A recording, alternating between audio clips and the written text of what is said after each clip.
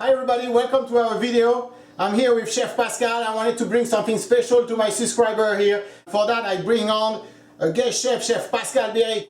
I wanted to bring to you some great charcuterie, and that's the man for it. So Pascal, thank you for being here. You're welcome. And sharing your knowledge with us. Thank you. Today we're going to do the fresh chorizo, and for that we're going to need some meat. First of all, you're going to need approximately 500 grams of pork belly, about 250 grams of clean, lean pork shoulder, and also some 250 grams of beef. The spice for this chorizo, fresh chorizo, we're using the salt. Salt is actually some tender quick. It's a salt that has the nitrate and nitrite directly into the mix to give you a better product at the end. Now also I have some pepper, white pepper. I have a little bit of oregano, a little bit of cayenne, and a little bit of paprika, and also some pimenton. Okay, and to finish, a little bit of olive oil. Now for the next steps, I'm gonna ground the meat into the meat grinder. I have a plate that has approximately 4mm, quarter of an inch holes, and everything else is cold. I just put them together, and also the meat is in a fish bowl. So I'm gonna start to process the meat all together into a bowl. Here I have the pork belly, the pork dice lean, and the beef as well lean. Put it to the grinder.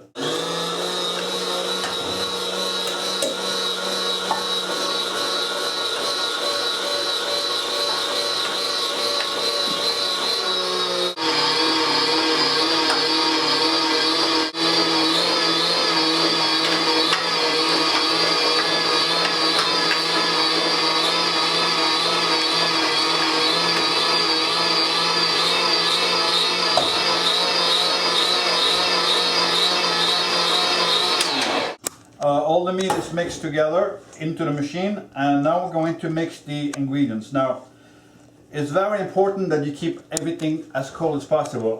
This is the main reason I have everything in the freezer. But you don't want the meat to be frozen, otherwise it's going to have a hard time to go to the machine. I'm mixing everything together very well first, and the first ingredients that I'm going to add is to add the salt first. The salt is very important, not only for the seasoning, but also to bind everything together. It's going to develop the natural glue of the meat. And I'm mixing this. I'm going to use my hand in a few minutes, but I want to make sure that everything is well mixed. And there we go. Now to this, I'm going to add all the other ingredients. And for that I'm going to use my hand. Now here I have the pimenton, paprika,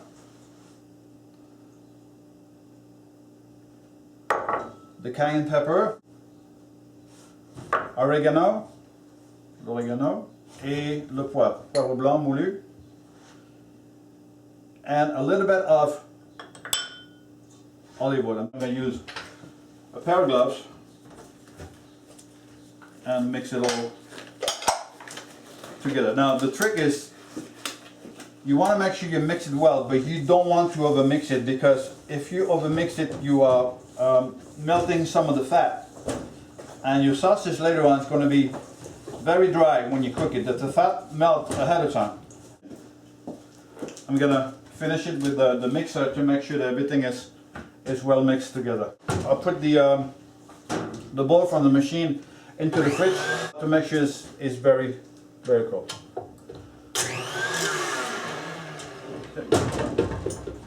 Put everything in together, and I'm going to mix it all up about a minute into the mixer at low speed. Now there is a little trick that I do to make sure that your meat is well mixed. When you grab into your hand and you open your hand, the meat should stick to your hand, and that's the sign that the glue is well developed, and it's sticking to my hands. So this is well mixed. A little bit more. Okay, that's good. Okay, I'm gonna put the meat into the fridge until I'm ready to use the sausage pressed to make my sausage links.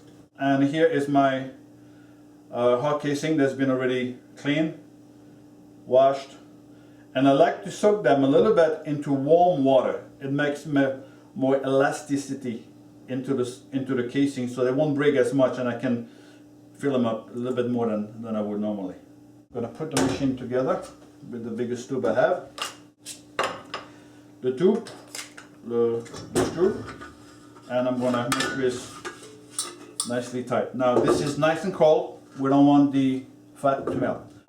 In a clean plate or tray, I take a little bit of the mixture and I'm going to slap it here and repeat the process in here. So it's important that you remove the maximum of the air from the mixture, and by using it to a plate like this and then into the container to make sure all the air are being removed. Otherwise, we're going to have a little air pocket into our casing, which is not very good.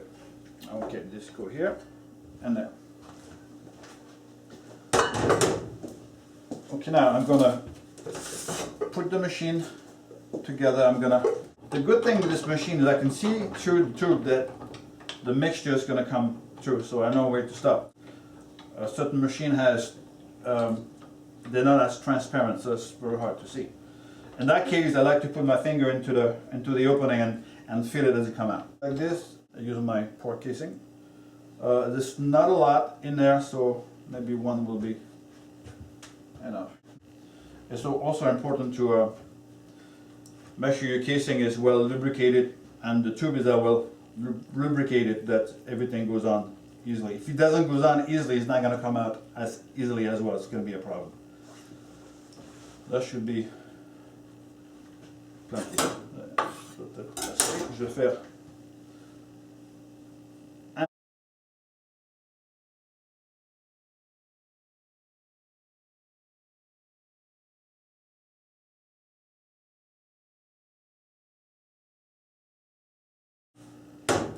Now it's important to keep this steady coming out, and I'm holding on to the casing a little bit to make sure it doesn't go too fast. You don't want it to be too full, you don't want it to be too loose somewhere. Keep it consistent. Coming slowly. It looks nice.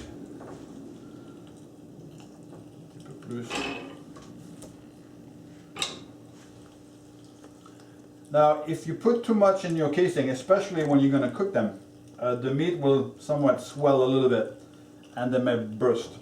So it's important that you don't fill them up too much. Now, this machine, be careful that you don't force, because you'll break the bearing. Now, remove the excess casing, and I like to have a little bit more. So this will give me a little bit more to work with. Approximately 6 inches long for the chorizo.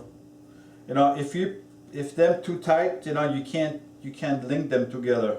They will burst open. So it's important to have a little bit of a little loose. One more.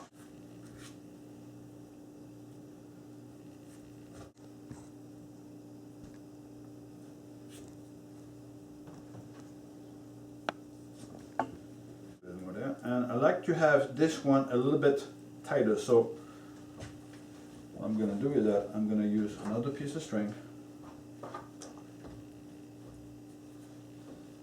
and tie it just at the tip here. There we go, do the trick. Okay, I'm going to cut this off. Je vais couper. Et ceci, c'est des fresh chorizo that's going to be cooked, and I like to let them sit in the fridge overnight to dry them further. They become nice and deep red, and the next day I will poach them into a water bath, approximately The internal temperature of the sausage should be around 145. If you overcook them, they lose the fat, they're going to be dry.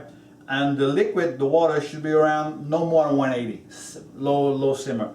Sausage this side will take about 15 minutes, 20 minutes to cook slowly.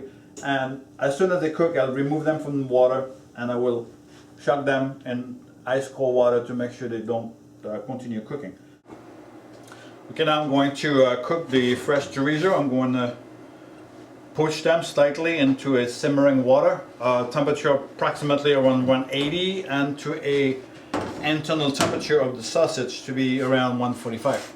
I'm going to cover the sausage with a wet towel to make sure that it stays submerged and it'll cook more evenly into a 145 internal temperature. I will also remove them from the water as soon as they cook, shock them, and then keep them in the fridge overnight. Thank you for watching, and if you like the video, just press the like button, and if you haven't subscribed yet, please do so. Thank you.